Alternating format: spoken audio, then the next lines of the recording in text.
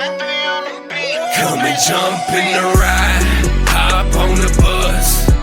We gon' slide, be outside when we pick you up. Take you to a place where you can open up your mind. Say what you gotta say, and nobody blinks an eye. You on the long bus, with short dogs, long bus, with short dogs, long bus, with short dogs. You on the long bus, with short dogs, long bus, with short dogs, long bus, with short dogs. At the bus stop and whatnot with some blunts in my lunchbox. Enough stock to last the whole show. Got a whole packed road. The place about to go, better keep your glass cold. I jump in, meet my other friends. Big respect, gotta show love to them. You wouldn't believe who they bumping in. Why you looking like that? You coming in? Anyway, this is Matt, that's Steve. What a rich dandy. There's Jason, there's Robin, that's the other Steve. This the whole damn team, the whole stampede. Welcome to the show. Go ahead and speak. Make yourself at home. Here, take a seat. Let your mind free. Hit a little tree. Take a little drink. Whatever you need. Whatever you enjoy. All right. Well, welcome back. This is show 115. We'd like to thank our sponsors, Habits, Glass, and Goodies. 3 locations here in Omaha. Coach a Chiropractic on 114th and Blondo. I think we're going to be working out some kind of discount with them for people that come in there and talk about us. Hell yeah. Right. And then Olson's Automotive in Blair. It's also my part-time job. Right. Full custom builds on cars, things like that. Paint, powder coating. Great shop.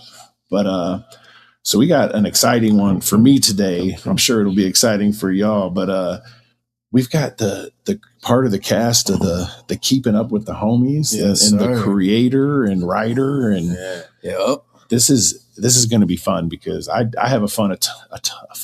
I was trying not to go to tons of fun. Tons of fun. So I have tons of fun watching the show, man. It makes me laugh. What sparked the idea for the show? Man, it's funny because I was in Dewey's garage and he was showing me something that he worked on. He was like doing this project it was an infomercial type of music video, right? Yeah, it was like a Miss Cleo type. Yeah. And I seen that and I'm watching it and I got inspired and I was like, you know what? Like I just got the idea we could make a reality TV show, and then 2 weeks later I hit both them up like, let's do this shit. That's awesome. Yeah. When I seen the video of Dread on it, Ramon, and it was just an opening testimony. I think they might have had or whatever he showed me was only 15 seconds long. Right. And as soon as I saw it, I was like, man, this is special. This is special. Ramon is special as hell. Dude, Ramon is so special. I see he's eyeing your chair right now. I'm just trying to be comfortable over here, man. I'm trying to be comfortable over here. That's all we can ask. Yo, just real quick, I want to congratulate Dewey on 10 years. 11. 11. Yeah. 11. I'm in a flex a little bit, but flex on them. That's what it is. 11 years, man, in the studio and making it happen. And man, we're coming up on our second year here in 3 weeks. And I can't imagine 10 years. That's dope. Big. I know what it's taken to make this work for the first 2 years. Mm-hmm. So big props to you for rolling all the way to 10, man. And honestly, picking up steam, it seems all the time. Yeah, no, it feels good. It feels good to be where I'm at. But at the same time, I feel like our goals change so much that the goalpost moves a lot, But I've definitely, from where I first envisioned it, have scored, and now we're trying to figure out how to keep scoring. I feel like my current It's a great goal, analogy. Yeah. I really want to be on TV, and that's why I'm hanging out with these two so much, is because I feel like while I have a ton of growth to go still in the studio and with videography, now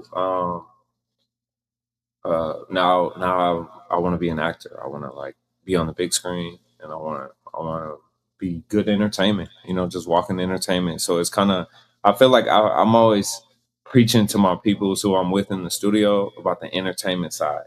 We can't forget, we're here to entertain. Facts. Whether we're making music, making a TV show, shooting a commercial, or whatever it is, it's entertainment to me. So it spills over to the music now. I feel like I can see my growth over those years, to where when I first started, I was just so bent on, I gotta make them sound good, and I gotta, which at some point can only go so far. I feel like, you know, once you, it's like the industry standard is to sound good.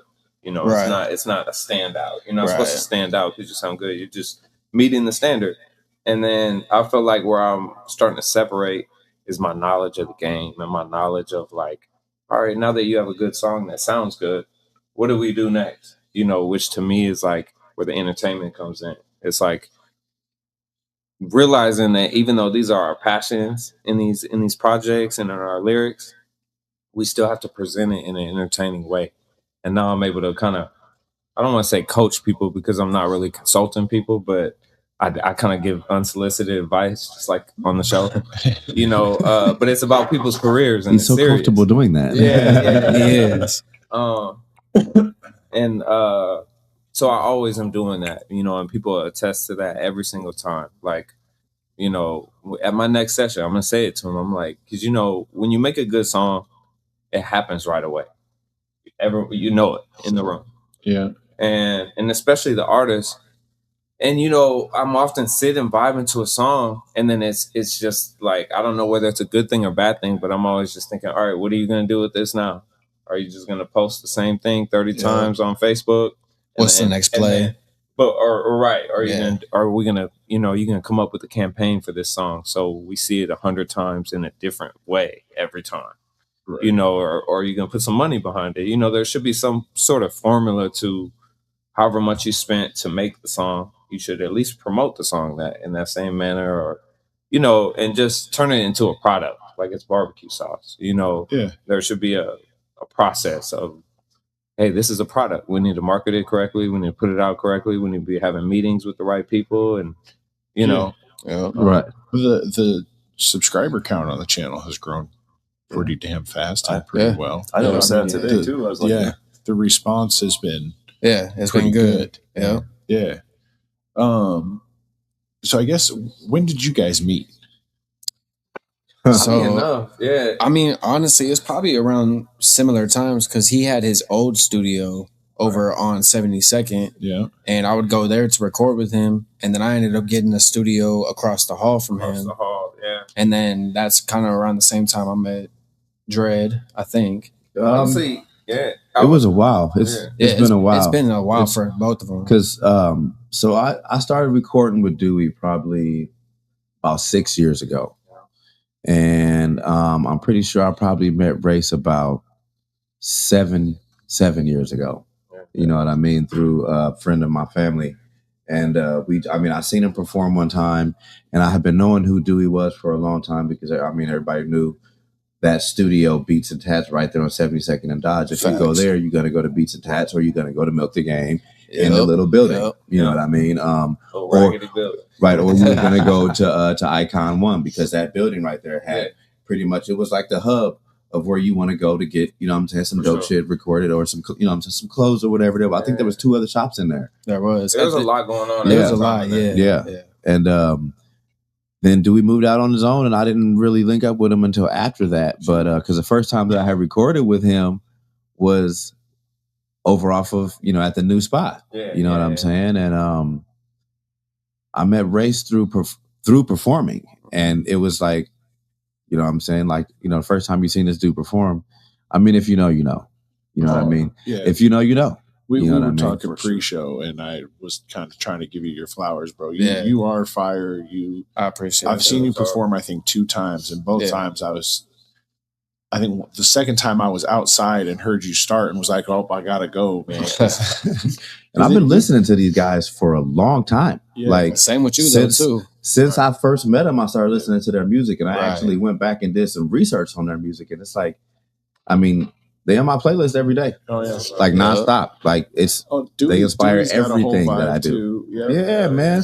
Dewey's like, his vibe is different from a lot of other artists. Same with Dread too. They both have their own vibe. It's not like that like vibe that everybody tries to ride the train. You know what I mean? Like bandwagon the same vibe. Yeah, it's just that unique shit. Yeah, I feel like. I was gonna just piggyback off of when you asked how long we've known each other. Race was actually, he probably don't know, but he was one of the first few people to come and actually support my business when I was just a brand new, you know, he's within the. I can't put the number on it, but it's within the first 5 people who booked a session, which is like dope. important. I like that's that. important I like to me. that. Yeah. My boy Chris actually was the first session ever. Rest in peace to him. He used to come through and do his thing, but it was like when I was very first starting, you were one of the first people who came through. Sure enough, trying to, you know, you were just focused as an artist back then. And I always think about it because it's like, you know, it just comes back full circle to where it's like, man, he was supporting me back when he didn't even know like I needed that, you know, and yeah, I just want to answer that. And I feel like me and Dredd, I feel like we talked at a show before you came to the studio. I want to say I seen him perform, and I must have gone up to him, and just I think I introduced myself to you. I'm not exactly sure, but then I remember you were like, man, you know, and then you kind of said what you said, like you had heard about me, and you were excited to link up. Oh yeah, and even that's full circle because, you know. I met him as just an artist, you know, and now, you know, and now I get to see him as a friend and as a co-star, and you know, so you guys all kind of it's nice, and it's nice through his continued support, you know.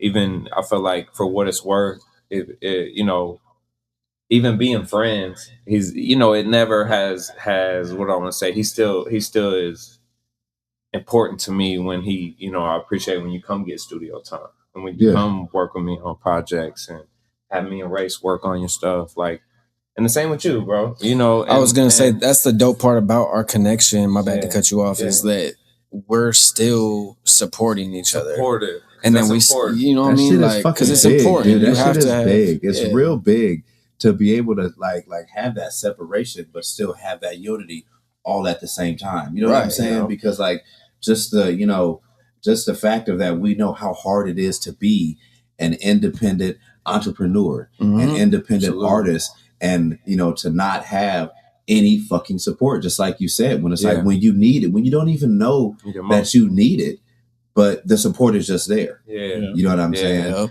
Even when you know that you may not even want to do this anymore, the support is still going to be there, because like right when you think for 1 second, oh, well, I don't want to do another track. I don't want to do another solo track. Somebody's going to be like, well, when's the next Dredd track coming out? Right. Or when's the next Dewey track coming out? Or, you know what I'm saying? When is Race going to touch the music again? I mean, we're always on each other's back about that stuff. And then separating it as, hey, how you doing today? Mentally, you know what I'm saying? How you doing today? Physically, how you feeling? You know what I mean? Because it's a unity and a separation, and we all get to do our own thing. You know what I mean? And you guys are 2 separate film. I mean, we got our thing together, but that's why. So you guys are 2 separate filmmakers and companies, whatever, and you work together. Exactly. I'm the lucky one. I'm the lucky one. When we merge together, I feel like we become a lot better. And I'm not just saying that because I want people to like book us both, but I do truly think it. I think, you know, we kind of have, in a good way, we have different approaches sometimes. I think we're on the pre-production, we're like locked in, right? But like in a good way, our literal style of filming is a little different. So I think it's good because we kind of pick each other up where we might. Exactly. We can still learn off each other. And just even, you know, sometimes when you're a video producer or a content producer or a director, you're wearing several hats. And it's like, you know, I can only wear these 8 hats. Right. And be perfect every, you know, you can only wear so many hats. Right. Because there's a lot going on, as you know, even with the green screen video. You're sort of playing all these different roles. You're like the editor who's on set. You're the guy filming it. You're the guy who's directing it. And because you shot a green screen for me. That was all great. It came out fresh. It did. It came out super good. But I see what you're saying. But there's a lot of kind of things that go into it, and you know, it is 2 different ones, but it's like it is nice when we can come together on stuff. For sure. But yeah, even you know, we still, you know, are running our own companies and taking bookings and doing our thing. I'm always telling him, I'm like, man, we got to be on camera. You know, that's the way to, you know, show people want to see it. Yeah, you know, right. That's like the showcase side. Yeah, it's still people need to just in branding in general. You know, people need to see you, so they're not just like, I wonder. They're just making a bunch of assumptions about him. He's a rapper. He probably don't want to. You know what I mean? Who knows what people are convincing you themselves. don't know. Right. You never really know. But like once you get out here and you're like, yo, I want to work with y'all. It's dope. It's all good. It's good love. I'm trying to, you know, storyboard some shit up and get it cracking. You know, and then people know. They're like, okay. You know, so we're always trying to do behind the scenes. I got like 30 clips in right now. I'm about to drop. You don't even know it. But I'm terrible at behind the scenes. That's Well, I mean, there's a lot. You're doing a lot. So yeah, it's tough to think about it. Both of you do your own editing. Yeah. Okay. Were you self-taught or did you go to school? I'll let him go first. I'm self-taught. Yeah. I started around I started as a kid doing stop motion picture stuff with my phone or like my mom's phone, or like a camera we had. Okay. And just ever since then, just started learning. So yeah, just self-learned all the way up. How old are you, bro? I am just turned 30. Nice. Man. You look young as hell. I appreciate it. I'm sure he hasn't heard that before. Yeah. Right, I hear that all the time. Well, good for you, dude. I'm 44 looking 50, so. You don't look 50. Nah. You look 55. Thanks, Rob. But even same story, kind of the same story. I was messing around with the camera as a kid, one of those big ones that I had to have on my shoulder. Yeah. They used to, you'd put a VHS Oh, in yeah. it. Yeah. Oh, yeah. And then just was learning programs. I learned audio first. I didn't become a video person technically until it had to be like 2018 or 19. Yeah. I never knew I was going to pick up a camera and mess with it professionally until it just happened. If you had to do that again, would you try to learn the audio first and video, or vice versa, or both at the same time? I would have did everything audio exactly the same, but I would have started video in like junior high. So you was running both of them at the same time? Yeah, I wish when I started recording myself that I would have started filming myself and filming other people. And, I can't say I wish, but if I could go back, I would have just started it earlier because I think I discovered a gift, that I didn't know I had, and I wish I could just discover it a little sooner. Right. But I think everything, is happening for a reason. Yeah, that's right. That's right. But yeah, we edit, we film, we basically do the top to bottom individually and together. We have a way to actually, we recently figured out we can edit the same thing remotely. So when we work on projects together, we edit them together actually. Yeah, that's what's up. And we have several projects coming up. So it's going to be an exciting month. Well, it's nice when you can work with somebody and take the critiquing and not take it personally. Exactly. Right. Move on. I mean, how many times you and I sit here and pick things apart about, videos and you also got to kind of like know your role a little bit too. Cause there's moments where when we're editing together, I'll be like, look, I know you're better at this than me. So let me have you do this, And it comes down to let's say Race hires me. It's kind of, in that moment, if it's not, say, a joint project, I look at him as he's leading this. I'm going to do whatever he wants me to do. Like you're his employee. And same thing. Yeah. Exactly like that. Yeah. So we're really good at falling into a role. And that's not only with us, I think with anybody, that's mutual respect. With any other videographer or shooter or editor, I'm pretty sure I could speak for him by saying we're open to work with people. Yeah. Obviously some people try have to come a with the stupid budget pride or they do some ego crap they can never get over. So I don't suffer from that. I want to work. This is what I do. This is what I want to do, and I feel like there's resources in people's face, and we just have to use them. Mm-hmm. So Dredd, were you were in the original pilot of Keeping Up with the Homies? Yeah, he was the original pilot. Yeah, I'm saying you were the astronaut. Yeah, they sent me up in there first, and they was like, if he comes back down from space, we gonna launch the rest of the crew out there. And so I was like, yeah. All right. I think the first thing we shot was It was so unorthodox and like ass backwards. We shot his confessions, I think. Right. Yeah, it was confessions to no scenes. Right. Just confessions. No scenes. And Race was like, "Here, this is the idea." Right. And I was like, "Wait, what?" And I was like, "Well, can I smoke?" And he was actually recording that, and he was like, "No." I was like, "What you mean I can't smoke in here?" And like he just kind of did his little thing because like a lot of that stuff was literally me and Race going back and forth as if we were on a set for something. Right. You know what I mean? Yeah, and then I would just like, just keep what you want. There was a whole lot more to that. Yeah, for sure. A whole lot more to that. Oh, But it yeah. was, Bro, and I got a bunch of little notes like written along the side here, just like the no smoking and Yeah. the couch the whole time, the fiber optics. Yeah. You know what I mean? yeah, I don't know where that came from. But I don't know where that came from, but that became like a staple of the show. Oh yeah. People But he love it for did- some reason, and we're riding with it. He you know did what I'm hear me saying? talk a lot of shit about this couch that I got for a long time because he helped me put it together. Yeah. I was like, man, this couch is shit. He's like, yeah. I mean, we're both little guys. This couch just looks big. I was like, but it's still huge though.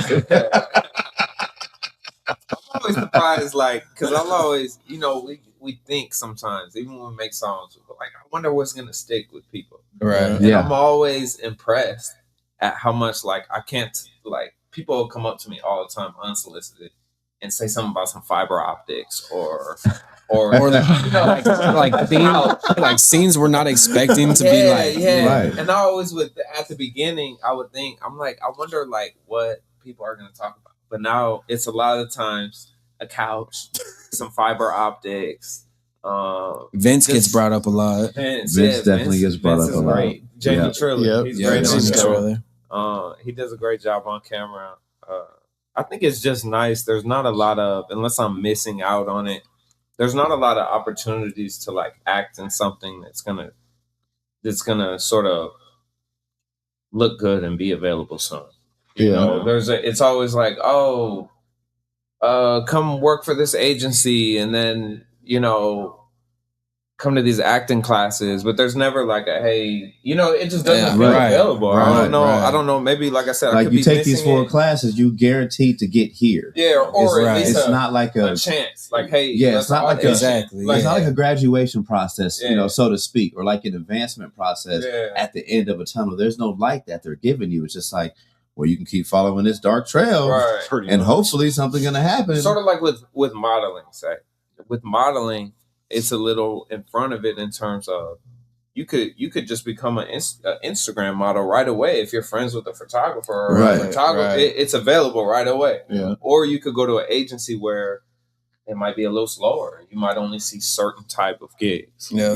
But acting, I don't know if there's a ton of there is a new place. I don't know if you guys have heard of Fallen Giant Productions or whatever it's called. Has anyone heard of that? Mm. So I was telling him about it, but there's like a guy, he was like a Hollywood actor. I'm forgetting his name. Oh, I remember you telling me about that. And he came back and is working with the city and all this. And he keeps talking about, we want to give Omaha the acting and stuff. And I'm just waiting to see what's going on over there. I was gonna say it's crazy that we have kind of give Omaha a little more acting opportunity than. And I think even just I feel like we're gonna, no matter what, and not even saying we should take credit for this, but we're gonna start seeing more of this. Yeah, there's gonna be people right now who are inspired by it, which is great.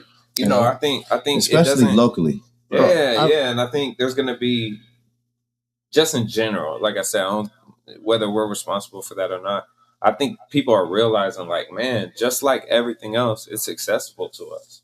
Yeah. It's very within someone's reach to come up with a TV show and hire him to execute it, and it before it just felt like it was out of reach, or it's like, how do I become an actor? I got to move to LA, or what do I got to do? Sign up for this agency, and you know what I mean? Never get picked, or that's just how it felt, rather than being like, oh, wait a minute, we're entrepreneurs. We're just supposed to create our own lane. Well, also, the internet. we're doing something that is not just like, for fun.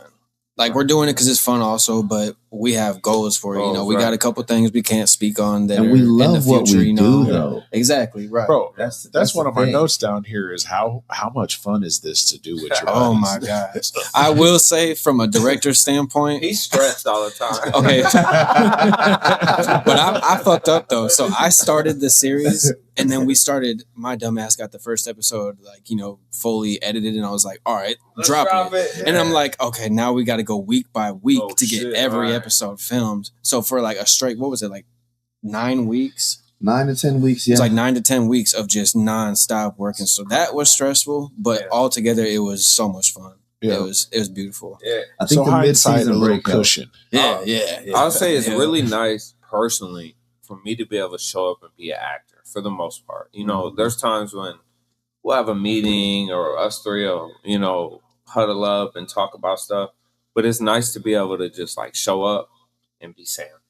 Yeah. And I don't have to think like, oh, how does that angle look? Right. How does the camera stuff that he's stressing about? Me and Ramon are like, this is great, man. We're having fun. You know, and it's nice. It's I'm nice over here to- like, oh my God. It's got to be a Sorta good like feeling. Not having to wear hats. I can take all the hats off and be like, I agree man, with that more I could than just be anything. an actor. I agree with that more than anything. And I'm glad like you guys can have that. Yeah. chance, It's too. probably more creative too when all those hats peel off. Yeah. Oh yeah. Oh, when I can just Yeah. just be Ramon? Because Yeah. there's moments Love where it. like Love it. I'll feed them bass lines, but then I know these two are fire with improv, so I'll be like, all right, so after these bass lines, whatever you're feeling, just kind of run some improv, Right. and they just go on for a Then couple you moments. see Sam with them hands on the hips, and I'm just like, Yeah. and then it just Whatever snowballs flows. into a whole scene. I'm always telling him, I'm always telling Ramon, you know, we have this trauma bonding thing. So like, I tell him on the first date, you gotta press her about her traumas. Tell me your traumas on the first date.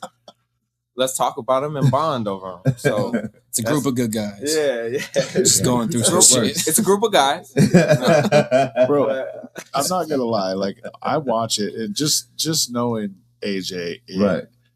like knowing your personality and everything. Like Yep. I honestly see all of this like is almost real. Right. You know what I'm saying? Like I That's the see, thing. It's like a it's like it's like a in, magnification. You know, like in a whole nother, on a whole nother planet, this would be, Your AJ, alter, you know what I'm saying? AJ and Dewey on a whole nother planet. on like a dumb planet yeah, you know or what something. I'm saying? Like, this would be us on the another planet. exaggeration. And The that's what's so exaggeration. fun, but like what's so fun about it, because it's like I can be me, but I have to like try not to laugh at myself because I know I'm being such Right. an obnoxious version of myself. You know, and Yeah. I'm sure he feels the same way. Like Yeah. I'm just being so obnoxious, and I just have to not laugh because I'm so obnoxious like that. And a lot of times when it comes to my kids, and they can't stand it, but I laugh at it and it's funny, and I'm like, ha. Yeah. Here's dad at the football game being obnoxious. You know what I mean? Bro, Like, was, stop, Dad. Stop. Yeah. bro was walking up to the house today, like honk, honk, honk, honk, honk, honk. Oh man, And see, I do that everywhere we go now. My kids he are actually like, does do that. yeah, dude. My That's kids hilarious. are always like, Ramon. I'm like, what?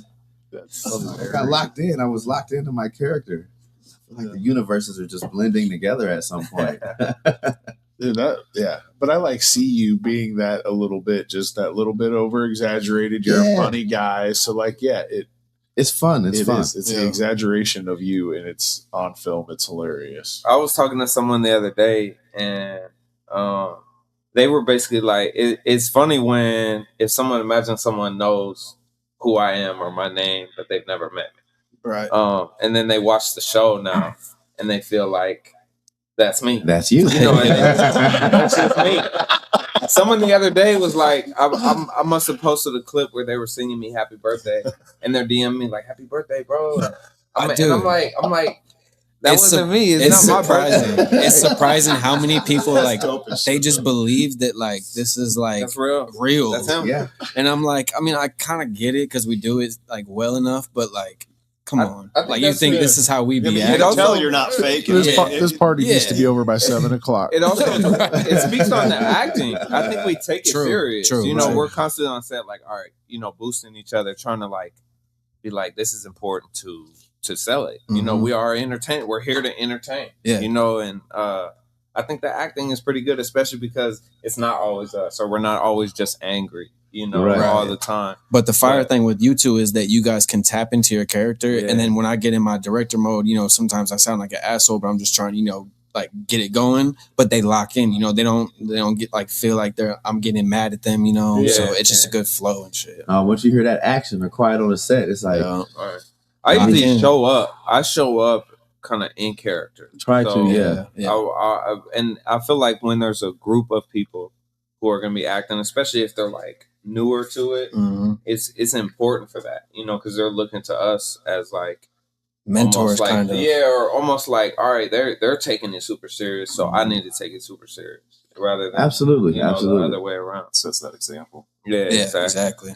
Imagine the guy at the couch store when we were telling him, "Hey, I got a couch with fiber optics." He's like, "Bro, he was flabbergasted because this was not scripted. We went to Nebraska Furniture Mart. He was blown away, and Ramon was like, "So fiber optics and the couches," and the guy was like, "Yeah, no, we don't got none of that." I was like, right. Dude, he was so flabbergasted.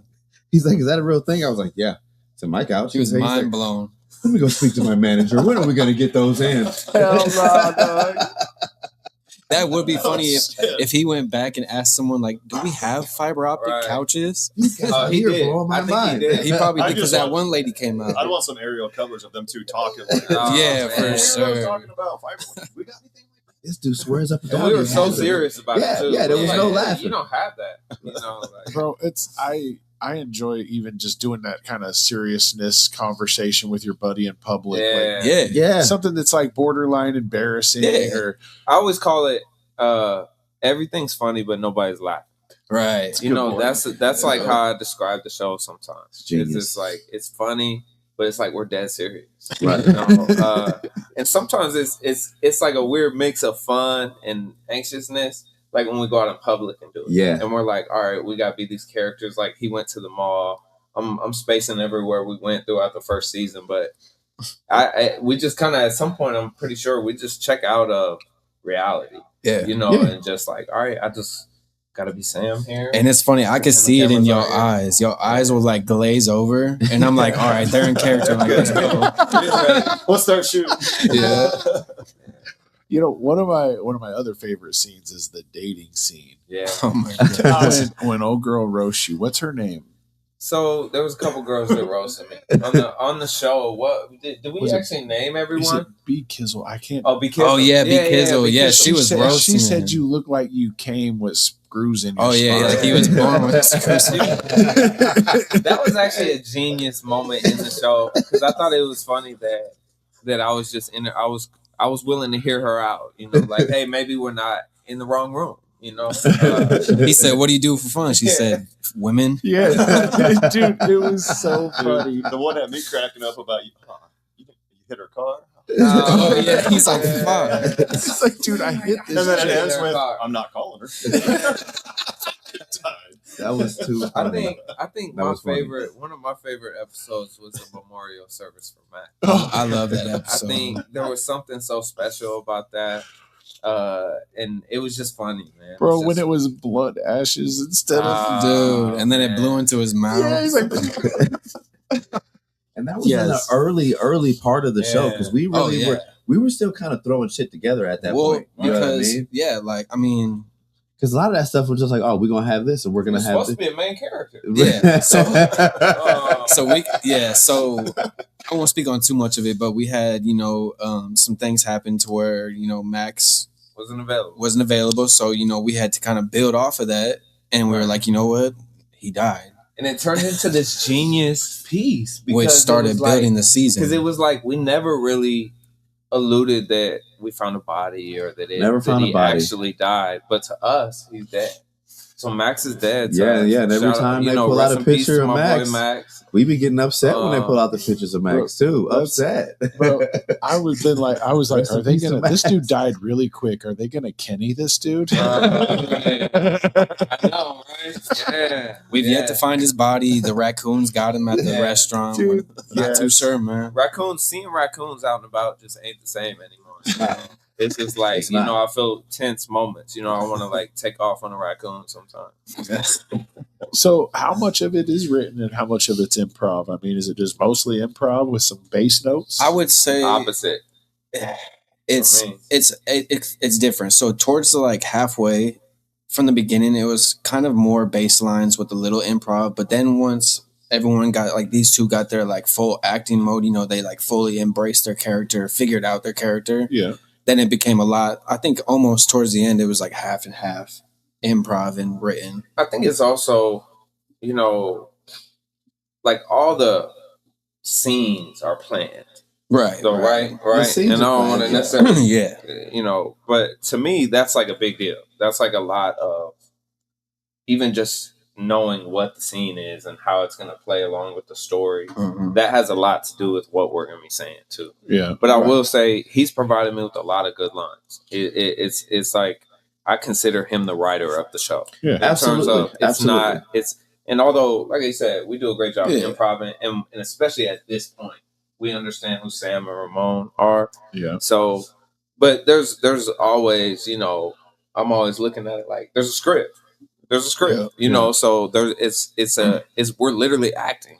Yeah. He's challenging us to be actors, which is like commendable. It's like we have the ability to improv, but we're also acting. I feel like it's important to point that out.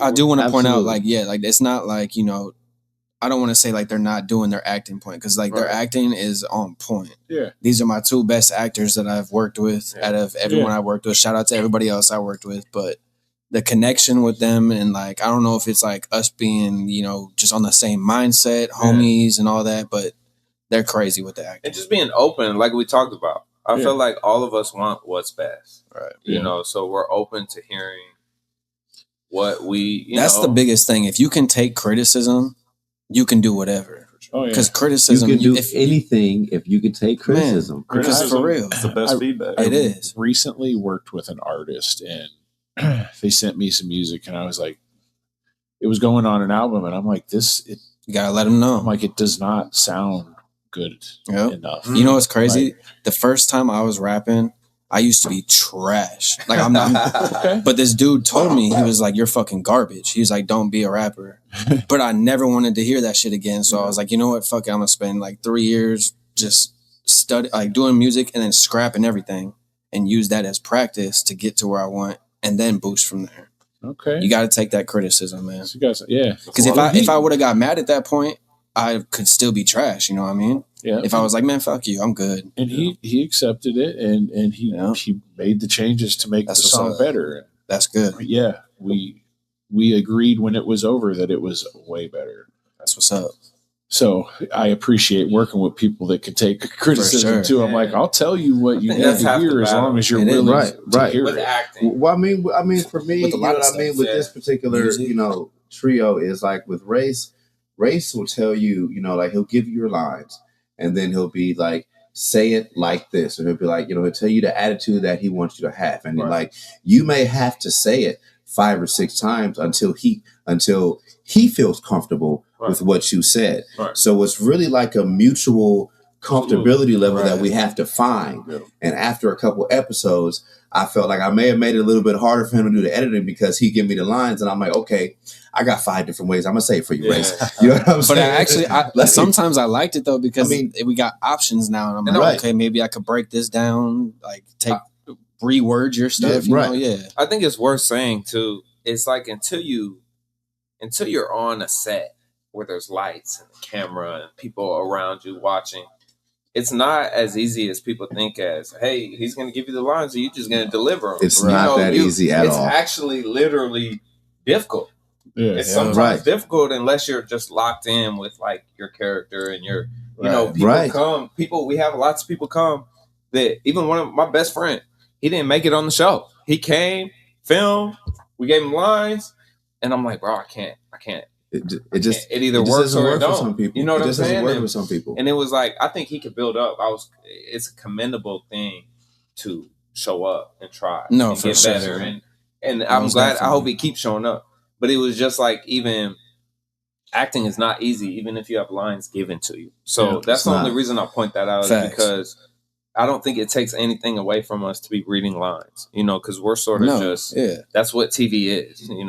That's the that's what it is. Right, because you could be fed a line and then you just say it back exactly how I said it. Right. Then it's not good, So they throw their acting mode in and they're like, okay, let me hit the Ramon with it, or let me hit the Sam with it. Because it's not about how AJ is feeling throughout the day. Right. It's about how Ramon is feeling right at that moment in that character. You know what I'm saying? So like, no matter what I got going on throughout the day or whatever's going on, I have to be Ramon.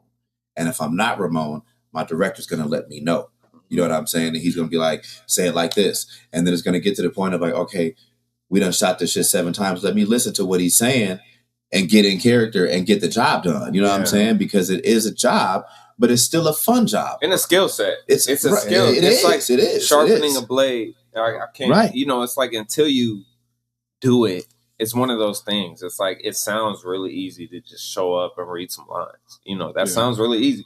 But then it's like when the lights come on, and there's a group of people watching, and we're like, "Hey, do it again like this." It's like, 5 times. Yeah. Hey, be more like this. Yeah, I feel like I get better when the lights are brighter. Yeah, but I feel like that's not everyone. Remember the other day when I was like, we were working on something, and he was like, read this back to me.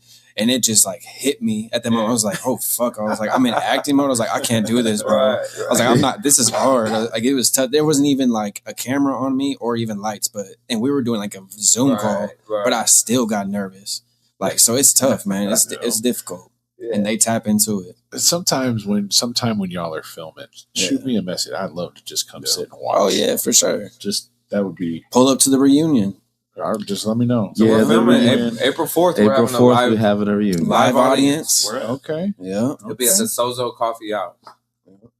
All right. I feel like I got too many Facebook friends and I miss a lot of shit. So we'll tap in with you. I'm going to send you a message about it. We got like a little flyer. Thank you. And I might even post about it a little bit. We'll help you build that. We'd like to see you guys there too. Because I believe we're going to do formal invites, right? Yeah, we're gonna keep it to where, because we don't want just everybody to pull up to the audience, because we got to keep it controlled, So it's kind of like invites. Y'all need security. Stuff. Yeah, we do need some security. We need some guys in there looking tough. Yeah. I try. So I got kind of a funny question. Who came up with, and is it good, the fucking apple in the frying pan? Dude, you know what's crazy? It's kind of okay, dude. Oh my god, that shit was smacking. Was it really, bro? I was like, I'm not playing. One of the most incredible things I've ever had. It was so good. What did I put on it though? We put the chili powder and the onion powder on there. Yeah, the chili powder. So we were in his kitchen, that shit and I was good. like, we need something weird for you to be grilling. And he was like, I got some apples and some fruits. I was like, yeah, that's weird. You never grill an apple. Yeah. So he threw it on there. And we were watching it caramelize, and then the smell, bro. Yeah, smell is what got me. We were about to start filming. I'm like, oh my god, that smells amazing. And then we tried it, bro. So good. Why when AJ bit into it, and Ramon bit into it, you could tell. You could see in his face, like you could tell. I left it in there. That was real. That was slapping. The version of that he put in, that was real shit. Because I was like, damn, this shit good. That was kind of a improv moment. Yeah, right. That's a good example of an really improv good. moment. Yeah, and I was struggling because it was kind of early in the day, and my stomach was already grumbling. I was like, man, I didn't even ate nothing yet. I'm high as shit. You know what I'm saying? Man, that smell hit me, and I was like, ooh, I'm gonna have to really bite into that. Those are actually good. Those are actually good. And it's funny because right when I cut the clip of him like looking excited, it instantly goes into him like he's like, hold up, I gotta stop. He's like, this is like the most. He like started explaining this is like the best thing I've ever tasted. So I like cut it right at that. There's actually been it touches your lips. a few on-screen moments that led to like real life breakthroughs. Yeah. You want to talk about the Lunchables? Yeah, I was just about to say. Even at the first party that we had, when I was talking about them Lunchables, that was a life-altering experience for me because this dude... so we never knew that you could microwave Lunchables, the pizzas, the little pizzas. You cook the little pizzas. I didn't know you microwave. We didn't know that either, and it's incredible. So and we actually took a tally of all the people who was there, and they were like, "Nah, we never heard that before." Everyone was eating cold little Lunchables, and I'm like, "I'm putting." That's how I always eat them. That's what I've been doing for 30 years. Yeah, I've been doing that since I was a little kid. I thought it would like contaminate it if you microwaved it. Yeah, melt the cheese, dude. And so I was mind blown. And since then, I've probably sent these guys. He texts me all the time. Times. pictures of. I don't put the pictures in the poster up, man. You can get fancy. Dude, You can get fancy. Dude, I'm telling you, I don't put chili powder on that shit. I'll text him like what you want, and he'll just send me a picture of a cooked Lunchable little pizza with like 16 pieces of cheese because that's all they give you. Straight up, dude. The Lunchable, cooked Lunchable. All Lunchables can be heated up. Yep. It's a game changer. You know I'm gonna try it now. You got to. And we were actually in Baker's looking at the Lunchables. You can 100%. It gives you instructions. It to does. Heat It's up on the back. the chicken nuggets. Ain't that crazy? It gives you instructions to heat up the nachos Lunchables, and it gives you instructions to heat up the pizza Lunchables. That's crazy. But I never read it either. Right. Changed my life. And I've been eating Lunchables since they were invented. I probably never read it because you don't really want to look at the back of what's included in a Lunchable. You don't really want to look at the ingredients. That's probably why I never looked at it. But I'm a firm believer in reading instructions to help get shit done. I believe that. And like it was mind blowing that I had never read the fucking instructions on a goddamn Lunchable. And I feel like mind blowing. I feel like So Vince. I feel like Vince. It could be a cop. You know what I mean by that? He just got like That's that. funny. He just got like that presence there. Like I feel what you mean. Remember like The Wire? Like he plays like a cop on another show. He's like Yeah. Right. So did you see He really the does. episode Written by Race Coakley. where I got abducted by aliens? Okay, where I got abducted by aliens. So So he was a cop. me in and that. Triller were detectives. Yeah. We don't use the C word. No. Yeah. I was a detective. I like to use detectives instead of cops. Special investigator. That don't sound right either. Yeah, he's funny as hell in there too. He does great. Man. He's good, man. He's a good dude. He's always there when. I don't want to just be like, yo, he's always there when you need him because like we're there for him too, you know. But he's always like, which is he pulls up, helps us. Yeah. He does what he needs to do. He's always kind, and when you're trying to film, having somebody that's gonna show up, dedicated, you know. That's what I was gonna piggyback off that. I feel like with Dredd too, in both of our, I'm sure, production companies or whatever, he's always willing to show up, you know. And I think that's a commendable action because anyone who, just like Triller, is like people who you can count on showing up are very valuable, and you should pay attention to those people, For just sure. whoever they are to you, you know. And in our case, it happens to be Dredd, to where he might not have a production company or be a director or any of that, but he's willing, you know, to play a sort of lesser role, Right. to just help, you know. So I think that's important. If you got people like that around you, you should bring them in closer. And to play off that, I mean, with shooting, Appreciate that. like, yeah, for sure. That's you definitely are that. Big But love. with the whole like people showing up and being dedicated, it also plays into, if like not in a rude way, but like if you don't show up, I can't keep you in production. You know what I mean? Yeah. So if you're not dedicated to pull up to that shoot, and I give you like one or two chances, I just I can't keep trying to It's business. Yeah, it's business exactly. Yeah. Right. Or it just tells how serious. I mean, even if you're Right, just showing facts. up and you're not even on camera, because they know I'll just show up and be like, "Hey, man, you want me to hold something? Right. You know what I'm saying? You want me to hold the light, or you know what I mean?" And I've even gone as far as because I got kids who were doing audio visual too. My kids will show up and hold the light, which they have. You know what I'm saying? Because that's just what we do. You know what I mean? Because with that, I do have the kids that are doing drama and film in school, so they have to go back to school for hours just to hold lights. Right. Yeah. You know what I mean? And I understand what that is. You know what I mean? Because I get to do it with people that I consider friends and brothers. You know what I mean? Yeah. So of course I'm going to fucking be there. You want me to hold the light? Hell yeah. You want me to hold the camera? Right. You want me to hold the tripod? And that's what's dope about us. We just And I'm assuming you're not making any money on the show yet. It's you're still Nope. low subscribers, all these things. So Yep. I'm assuming Yeah. y'all are doing this on the love and Yeah, racing. yeah, Just exactly. like, hey, bro, Exactly. here's $100 a shoot because you Yeah. can't afford I that. will say it'll be nice to get to that point though. We Oh, definitely have 100%. goals of this being our main job for us. Yeah. Well, I can say that for me. when did the Big first goals. episode come out? December. It was it was like December. Yeah, it was like December 18th or something like that. It was Yeah. early December. Yeah. Yeah. So we had 3 months, and he was at like 675, or maybe it was 7 something this morning. Yeah, I mean that's some progress. Like you talking about view wise? Well, subscriptions. Oh yeah, subscriptions. Yeah. I mean that. What did we get up to? I think we estimated around. It's got around like, what was it, 72,000 views altogether collectively. Collectively. Yeah. So it's doing good. Which is, and I've been in the 72s.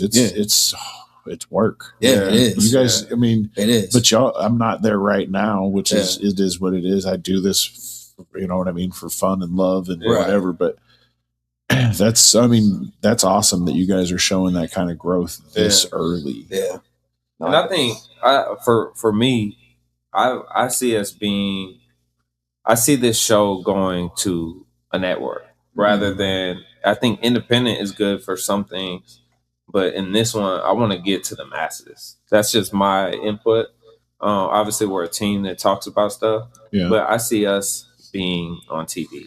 It's really great being able to have these conversations with your friends, though. Like, it's super comforting. You know what I mean? It's super comforting to be able just to like. Yeah, not to mean to cut you off. I'm sorry, but I mean the network. You know, what I'm saying the network. You know, conversation. Of, you know, like to have this, just a thought to be able to have this to go a step further. It's just like the first time we had a conversation. I don't even think I said anything because I was so mind blown and starstruck. Like, man, what are we even talking about right now? Yeah, it was crazy watching the progress of it. Like, go on. It's been a wild ride, and it happened so fast. I feel like, you know, to be like, oh yeah, we got a whole first season out right now, and people are always like. And then a month before that, we thought of the idea. I was just gonna ask that. Yeah, it was like a month before that. I was at an art show on Friday, and I probably told 20 people about it, and then it's just amazing seeing people's face when they're like, "Yeah, it's a whole TV show." Yeah. And I'm like, "Yeah, go pull up your phone fast." You know, I'm always doing that to people in person, where I'm like, "Yeah, take your phone out." I only got like 2 internet shows that I actually watch, and it's you guys and another one called Error 404. Yeah. Okay. And it's they do like a restaurant out of their apartment, and it's real funny. That sounds crazy. Both of y'all definitely keep me entertained. I want to be your favorite show on Netflix, bro. That's what you know what I'm saying. I want nothing or against Hulu. the internet show. There's nothing wrong with it. I just Hulu, feel like Netflix, if you're listening, pick us up. I feel like it's good enough to be everywhere and anywhere, and especially where it's going to go. You know, it is. It's him with these quotes, show. man. It is. It's original really concept. So that's the reason why I talk about networks. It's not like we have a deal pending or something, but at the same time, we might as well speak it into existence. We're going to see this show on TV. Yeah. So that's the goal. Yeah, you want to see Keeping Up with the Homies on You May Also Like.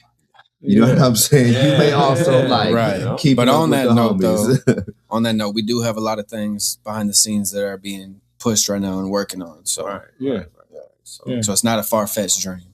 Is all I'll say. Can't smoke in here. Yeah. There's no smoking allowed. I've been smoking this whole time. He ain't been allowed to smoke nowhere he went all season. That was hilarious. And when you were in the booth, and you were like, I'm not smoking. You see the cloud of smoke. And the dude's like, I can see the smoke. And I was back there fucking dying too. I was dying. Trying to say my lines and cough is the worst thing. I know Race is like, dude, can this dude just stop coughing for like 2 seconds? But for scenes like that, though, it works. You know? Yeah, right. Especially when they don't see you and all they see is the cloud of smoke. Just coughing. Bro, you're like, I don't think my voice works when my neck's like this. Yes. You want to bring the mic down? No. That ain't even it. He said that's not the issue. Wow, dude.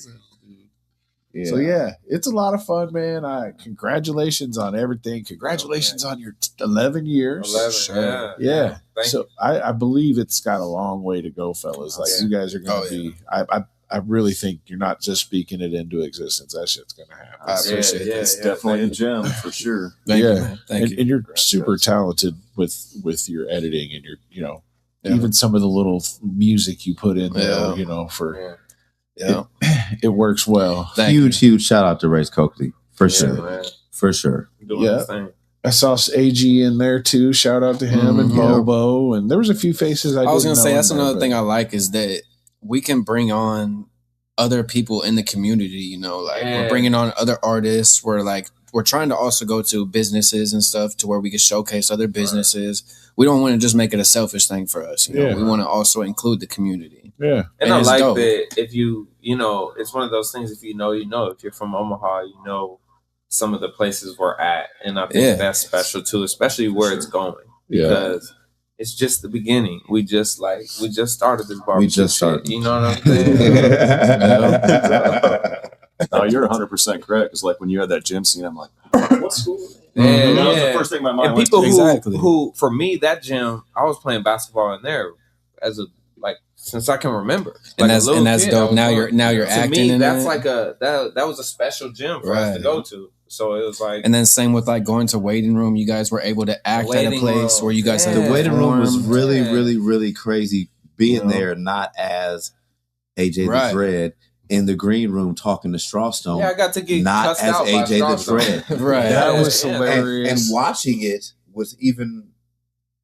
I was like, damn, I was there, but I wasn't. Because I remember you telling me, he was like, man, it's different for both of them. They were getting recognized as Dewey Cox and AJ the Dread, but also Sam and Ramon. Right. It was something new, and that's just it makes me feel good to like have the homies get that opportunity. Because right in the middle of that shot, when Marquise was on stage and me and him, and you got us from across the stage, arguing, and we were like arguing in the middle of the show. Yeah. There was somebody who was right behind us, had just had a whole conversation with me about some AJ the Dread shit. I'm just like, I remember Race is trying to shoot. I remember I'm on. To be Ramon, so hold on. I'm like across the stage in this room, like looking at him, and like I see Dread like looking over me, like this dude's like just talking to me, and I'm like just let him talk for a second.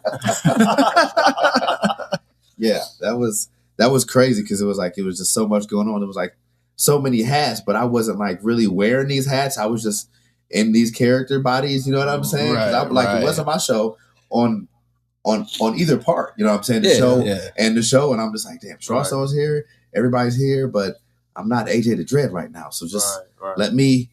You know what I'm saying? Why don't y'all get in the character, right. And speaking on that too, it's dope that we have people in the community that trust us to be able to come to their place, like Strawstone, allowing us to come there. He gave us full, reign of what we wanted to do, and that's just it feels good. That was really dope. Sure. That was really dope of him. They trust the process. When I saw the waiting room, you guys kind of were filming there by the merch area, while the show's going on, like that was. Dope. Yeah. Shout out to the waiting and that's cool room. too. We got Marzo for sure. Right. I mean, everybody who let us use their facilities. Right. You know what I mean? Like that was great to have them, be able to let us do that with all those extra faces and you know what I'm saying, not just have everything being done at your house, my house, his house, exactly, or at the studio, his house, my house, the studio, the car. You know what I'm saying? It was really nice to be able to do that. Those people are the shit. Yep. I think it definitely adds another aspect, dimension to the show. It does, yeah. For sure. What you want to use. Yep. For sure. Yeah. Which just speaks to the creativity and all that. So. Right. It'd be nice if everybody who was in the waiting room that night could share and subscribe. That's right. Well, so I tend to create things out of my depression.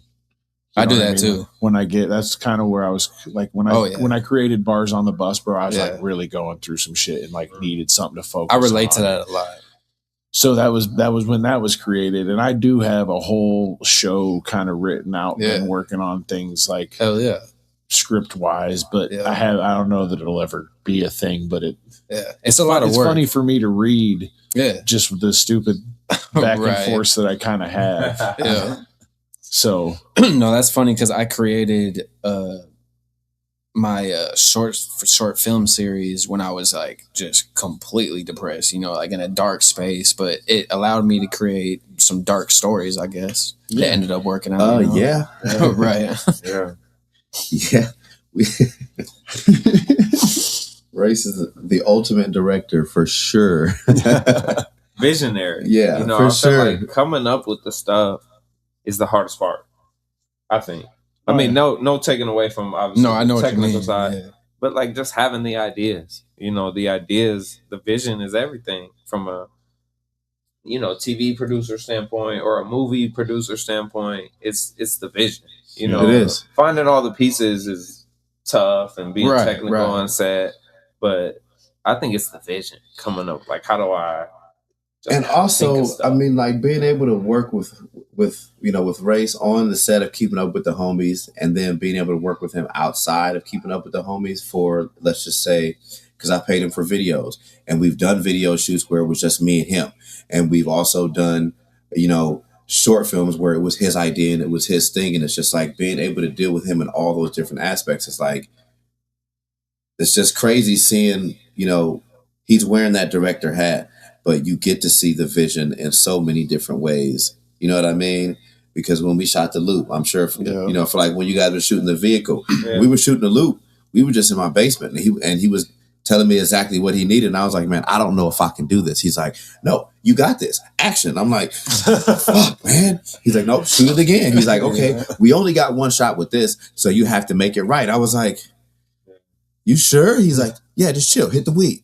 And like, but I mean, like, he knows me, you know what I'm saying? He's my friend, so he knows me. Like, not everybody can smoke, a bunch of weed and then jump into character like that and actually nail the character. But that's my safe space, and he knows that. So I don't know if he can notice when my high is coming down or whatever, but sometimes he'll just be like, hey man, just hit the pen real quick and we're gonna run it again. You know what I mean? And then as your homie, I could tell when it's coming down. All homies can. This motherfucker over here getting irritated and shit, man. Hit the weed. Walk around in circles for a second. You need come back as Ramon. Right, yo. But yeah, I mean, we're all good with understanding each other's thresholds, comfortability levels, and watching and seeing each other's visions, which is an amazing thing because I'm still an artist. I still want to shoot a video that I want my vision to come through in.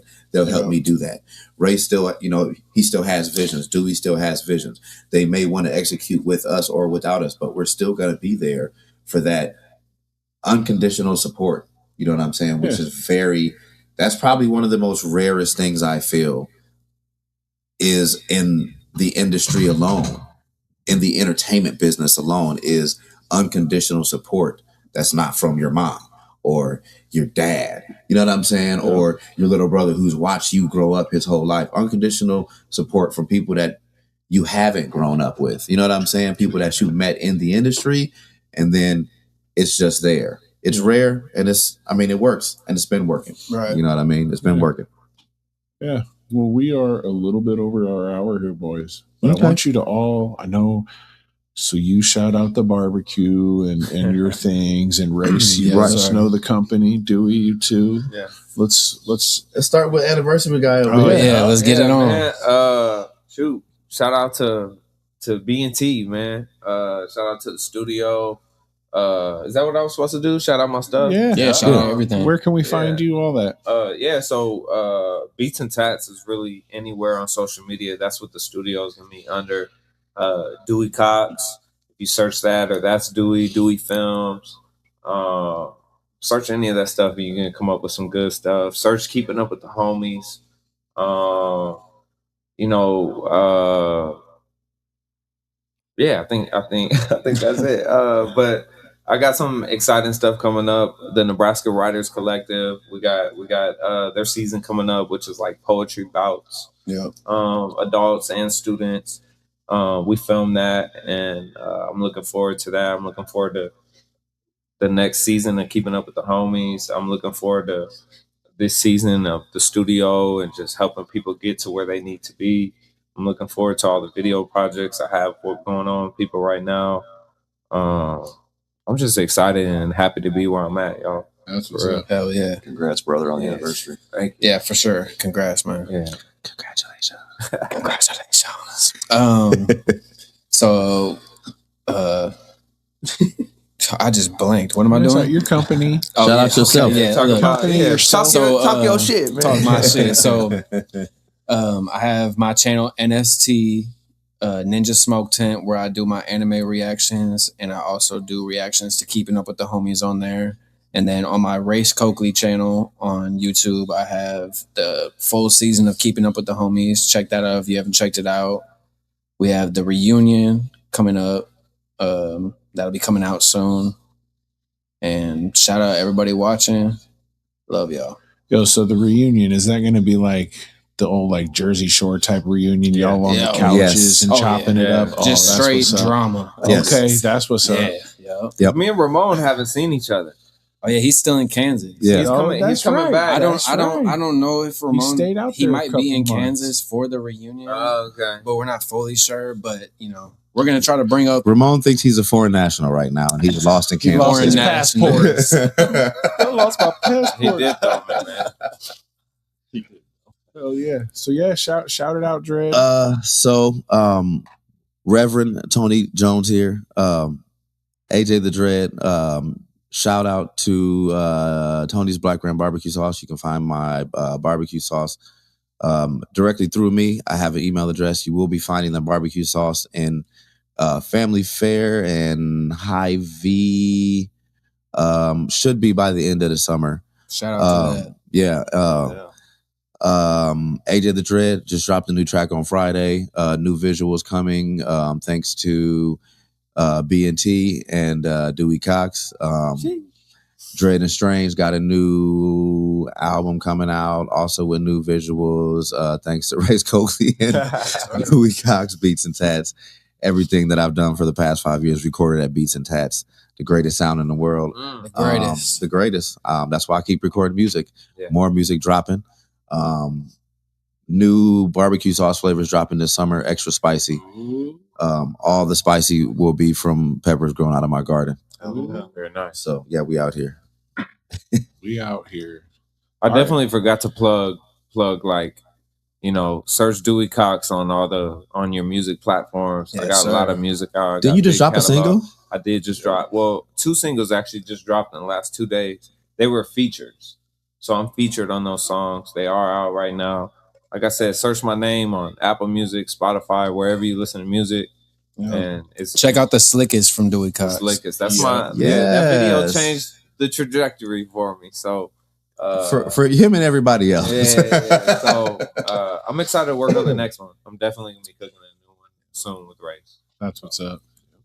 Hell yeah, fellas. Well, I appreciate your time. I appreciate you. Yeah, we're working on a blizzard outside, so That's right. we probably shouldn't go an hour and a half or 2 hours. Just for safety everybody reasons. watching right now, there's like 50 mile per hour wind outside right now. I do be stronger than that right now. It said like 64 or something. Yeah, it's crazy. Yep, in blizzard conditions. Yep. I got an hour to drive home, so that should be real. That would be interesting. fun. Yeah. I was a truck driver before, Oh, yeah, so like you're I do straight. this. Yeah. I got He said, 4-wheel "I'll do drive and a this." full tank of gas. Throw it in gear and just go. 4-wheel drive and a full tank of gas. I just got a new transfer case, so hopefully we about to run through this snow today. Yes, sir. Yeah. And if I get stuck, I got 2 trucks with winches. So There you go. Nice. yeah, Don't find the ditch, bro. Right. I'll take my time. Yeah. Hell yeah. Yeah. Well, yep. Thanks, fellas, and we'll Appreciate you guys. keep doing what you're doing. We Yes, enjoy sir. the creativity. Thanks for having us. Yes, sir. Run it. Come and jump in the ride, hop on the bus.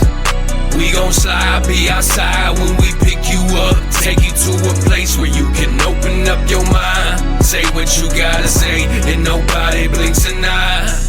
You on the long bus, the short